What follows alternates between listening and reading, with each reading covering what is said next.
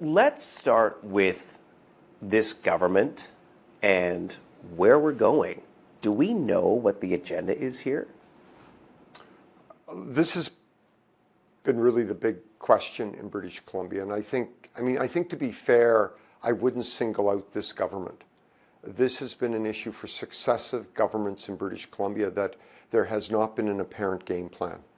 The closest I think British Columbia has come to a game plan was the focus on treaties, constitutionally protected treaties that would set out the rules of engagement when dealing with constitutionally protected Aboriginal and treaty rights. But no, the province has not had an apparent game plan on how all of this, that is the reconciliation process, is going to work.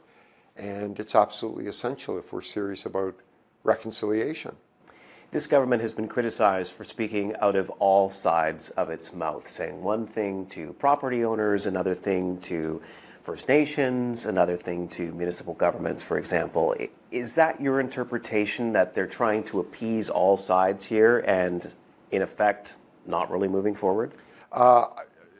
Look, yeah, I think the observation I would make is I think that that is accurate. And it can't be done on this issue. This issue requires very, very prudent, thoughtful, serious public government leadership. I've been saying it for decades, and the Supreme Court of Canada has been saying it for decades, that these issues land on the desk of public government ultimately. Why is there such a paralysis then to be the one to get this moving? I don't know. I don't know. I'm not a politician. I do see the consequences every day of the uncertainty. And it's not just the consequences for industry and business. It's not just the consequences for private landowners, but it's also the consequences for other Indigenous people. There are First Nations and Métis in this province that are also being left behind. We need a radical rethink of what we've been doing in the province for decades, and thinking about where is it that we're going, how are we going to get there, and will it be fair? And at the end of the day, ultimately, will we have an economy that all, whether you're Indigenous or non-Indigenous, can benefit from, and we have a standard of living that we can be proud of? Since the Cowichan ruling, there has been a big effort by the province to take the temperature down, and while Premier Eby has said he's concerned about the implications of the ruling, he's also tried to quell fears that this will be a blow for fee simple property. But you've had a really close look at the ruling. What's your interpretation of what it actually means? Look, I think it's good that we're trying to keep temperatures down. But I don't want that to be misinterpreted to suggest in any way that this is not an extremely serious issue that needs immediate attention by our public governments and our courts. I think when I look at the decision, the court in 6 separate paragraphs makes it very clear that the core elements of indefeasible title do not apply in cases of proven Aboriginal title. Now, I've heard a lot of people say, well, look, the First Nations not coming after the land. The judge didn't invalidate the titles. That is true, but it's missing the point. That isn't the point. The point is the statements of the court in at least 6 different paragraphs where the court expressly states that the Land Title Act, the core provisions of indefeasible title, do not apply in the case of Aboriginal title. The challenge with that is that that leaves British Columbia, so far as I am aware, as the only Western economy on the planet where you can't take indefeasible title to the bank. That in fact, your indefeasible title is now defeasible. This obviously needs to be corrected unless we are prepared for some form of new way to hold title in British Columbia, and of course that's a much bigger issue. So what you're saying is the fears of the property owners in Richmond and elsewhere and investors are valid? Completely valid. And again, that doesn't mean that the sky is falling today. There's a lot of talk about fear-mongering in that, and I think we should try to stay from fear-mongering on both sides. But we also have to be accurate and tell the truth about what's in the decision. It's not helpful to reconciliation. It's not helpful to the discussion to avoid what the decision actually says. And the decision is a direct statement on eroding indefeasible title in British Columbia. And that's key. It's not just a decision that relates to these parcels of land in Richmond, is it? The judge makes that clear. Well, that's right. So I was on a program earlier today where somebody was talking about, well, this is just about the 800 acres. Again, with respect, that's not accurate. There are two elements to the decision. One is about the 800 acres where title was declared. And I want to be very clear. That's a very serious situation for those folks that are holding land, whether you're industrial, whether you're a homeowner. It's the same title. This business of trying to separate homeowners from businesses doesn't fly in terms of indefeasible title. There's a second element to the decision. The judge is very clear in the case and says it's a precedent that, these are the judge's words, a precedent that will flow from this case is that sections 23 and 25 of the Land Title Act do not apply to Aboriginal title. Those are not my words. Those are the judge's words, paragraph 3551. That's there in black and white. So anyone suggesting this is about 800 acres, it's simply not the full story on the decision. It's not open for argument. You say immediate action intervention is needed. What would that look like? Well, I think there's a few things. I would like to see the province come out with a public declaration of support for its land title regime.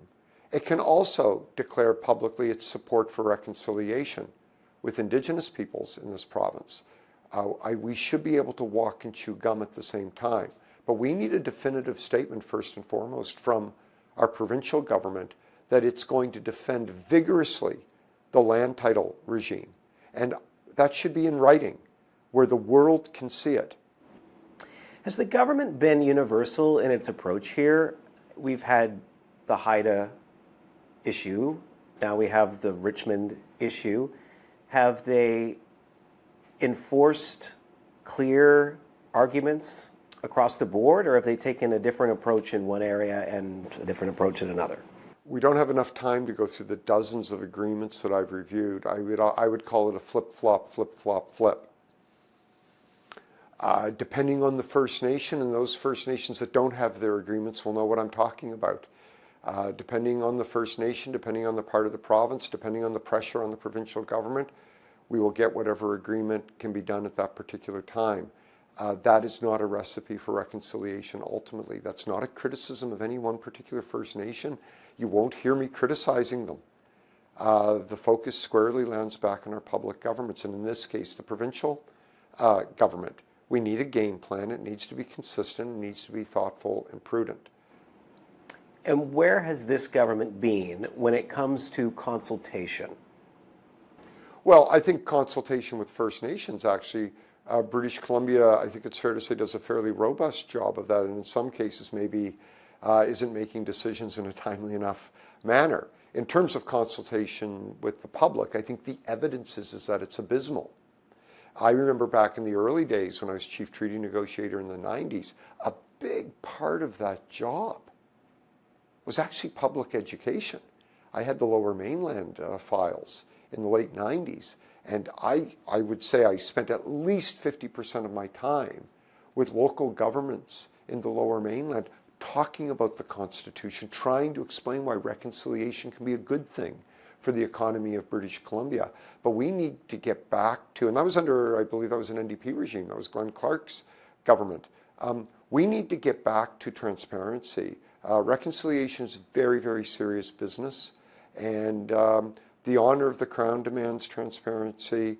I think the public interest demands transparency. I think the government needs to be doing everything it can do to move this away from us-them. That means coming out with a strong statement in support of fee simple title.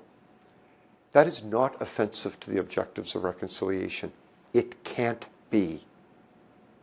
And so I think we need to move to a place that isn't us-them. And I'm hearing more and more of the us-them dialogue, and that does concern me. But you don't just land in a place by happen chance. This has been building for years. Those of us working in this area have known that a day will come when the public will become more engaged and wonder what is actually going on in the province. And so in some ways this is not surprising, but we do need to stay calm and carry on at this point and focus on the next steps in the appeal and really hope that we get some very, very firm leadership from our provincial and federal governments. Any way you slice this, it's not an issue that is going to increase political popularity, is it? Is that maybe why they don't want to touch it?